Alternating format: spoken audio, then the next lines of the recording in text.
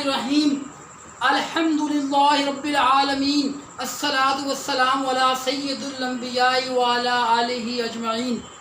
Dear students, today's lecture is for the class of MCOM Part 1 for the subject of corporate accounting. Under corporate accounting, we are discussing chapter number 14, bonds payable, and under bonds payable, we are discussing the amortization method of discount or premium. As per previous lecture, we have two methods of amortization, the straight line method and effective interest method.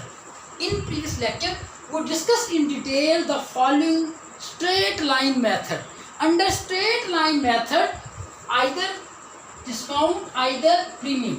One thing that is very important, in our case, in our question, in our corporation, we may have a discount case or we may have a premium.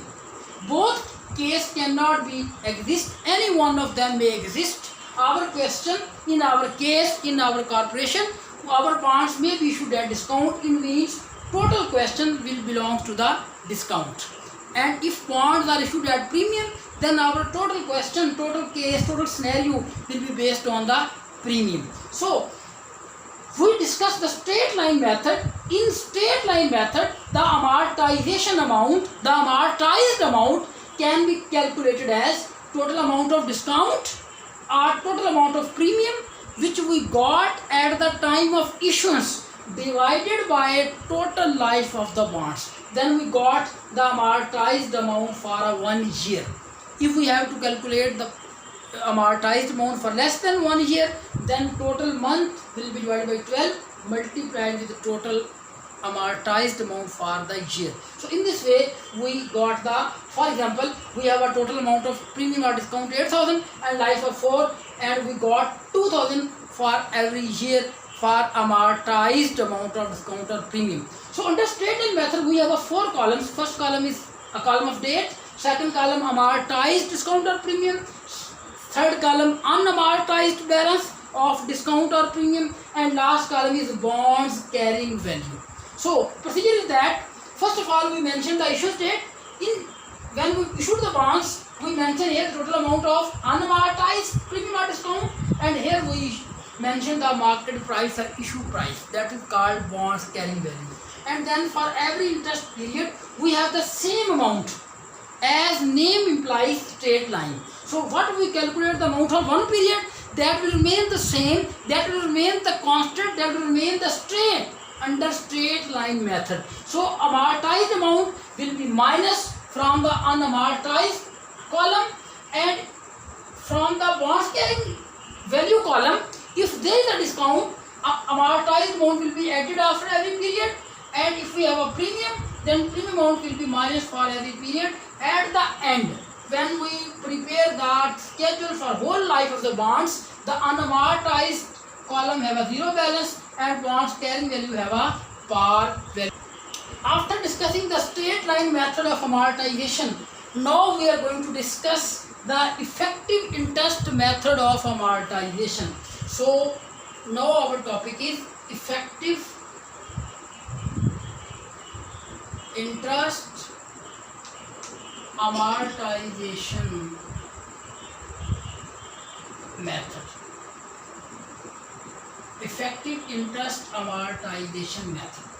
In effective interest amortization method, we have some extra things. For example, we have a total par of bonds and total market price of bonds.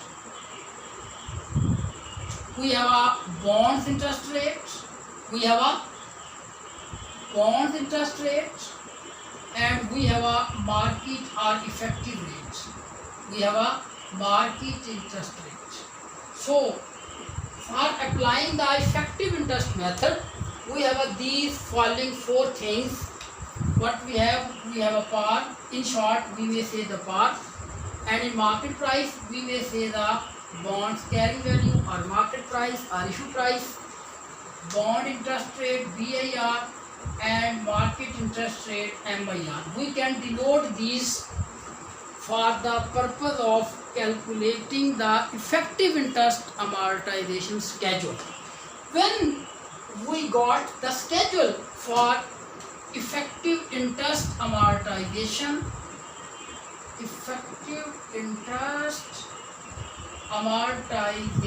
schedule, we have a following columns. The first column is date, second column is interest payment, then interest expense, amortized amount, unamortized amount, and bonds carrying value. Bonds carrying value.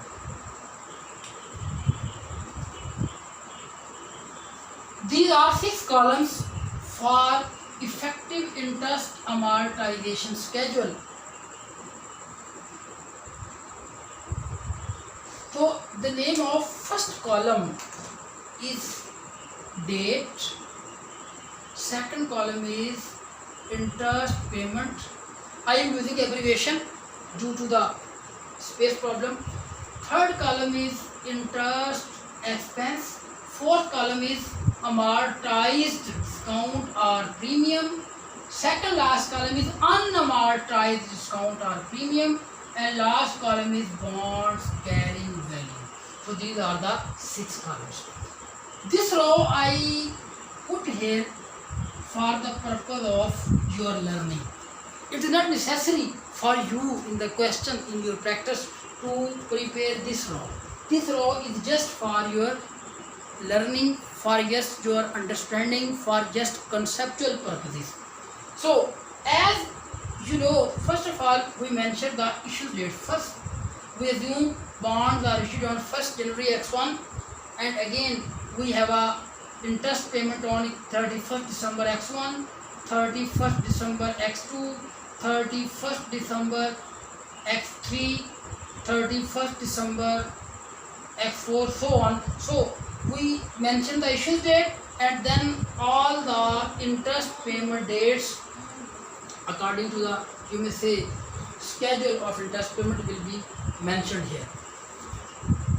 When we issued the bonds, there is only the balance of total discount or premium, and here we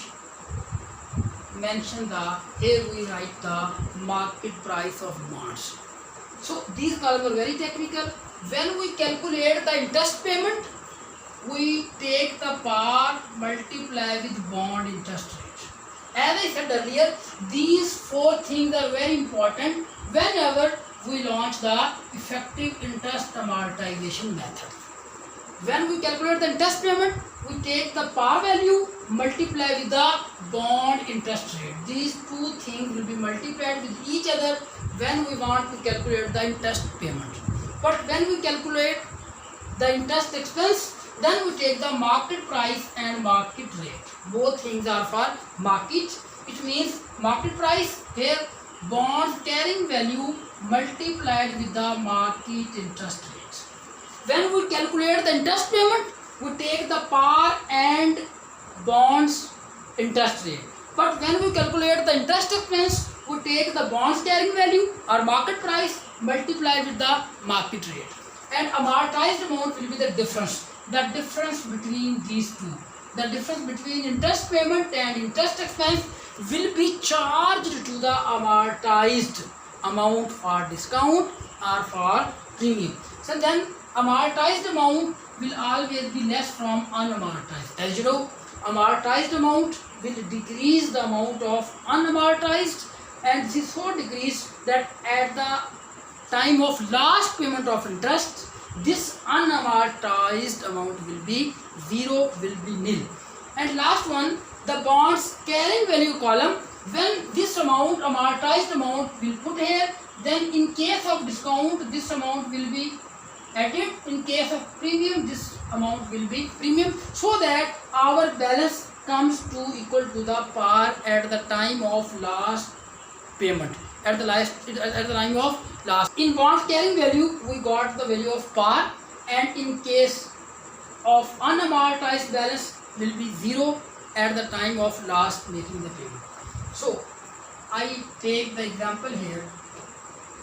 we have a balance of unamortized discount 1000, or we have a bonds carrying value, for example 1,01,000.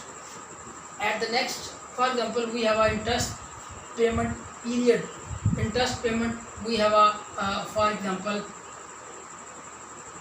10,000, and interest expense we got the amount of 10,000, and we have an interest expense, for example 10,200. So difference will be a 200. This 200 will be minus from 1,000.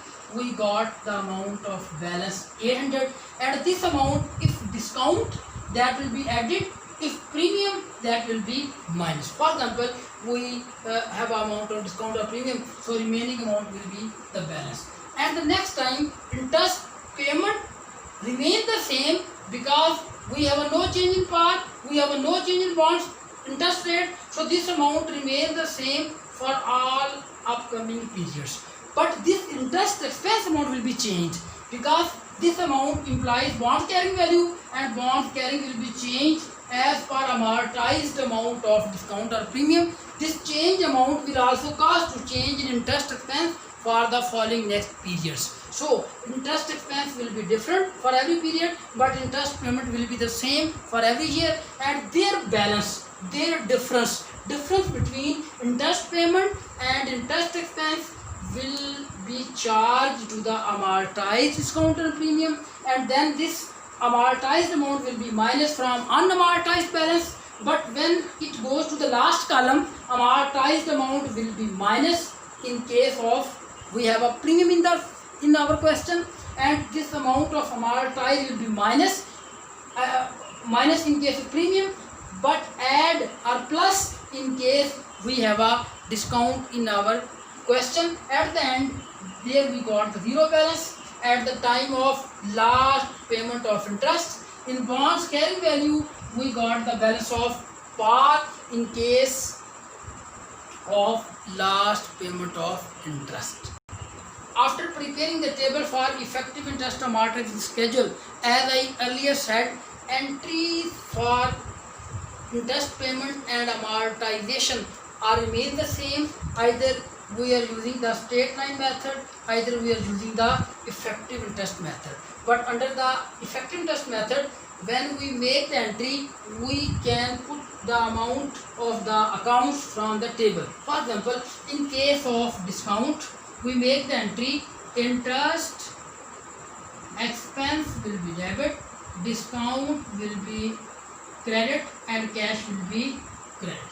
So we want to put the amounts, or we want to mention the amounts. The interest payment amount will be for cash, and interest expense amount will be for interest, and amortized amount for the discount. So in this way we got the debit credit amount of interest.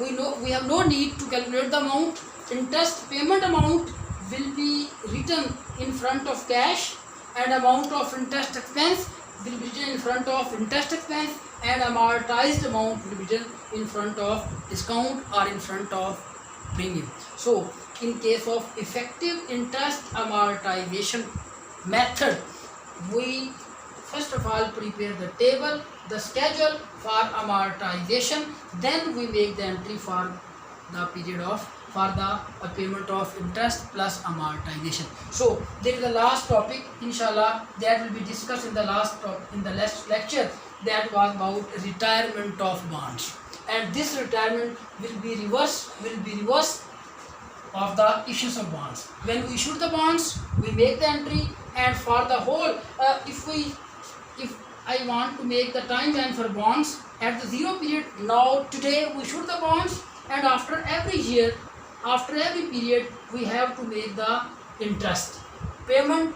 So we got here the market price, we received the cash, and then we have to pay the amount of interest for every period, and at the end of last payment of interest, we have to make the interest payment, plus we have to make the amount of retirement. It means in case of issuance of bond, we are receiving the cash and issued the bonds, and at the end of life of bonds, we paid the cash to the bondholder and take back our bonds. So this topic, the retirement of bonds, will be discussed in the next lecture inshallah. Allah Hafiz.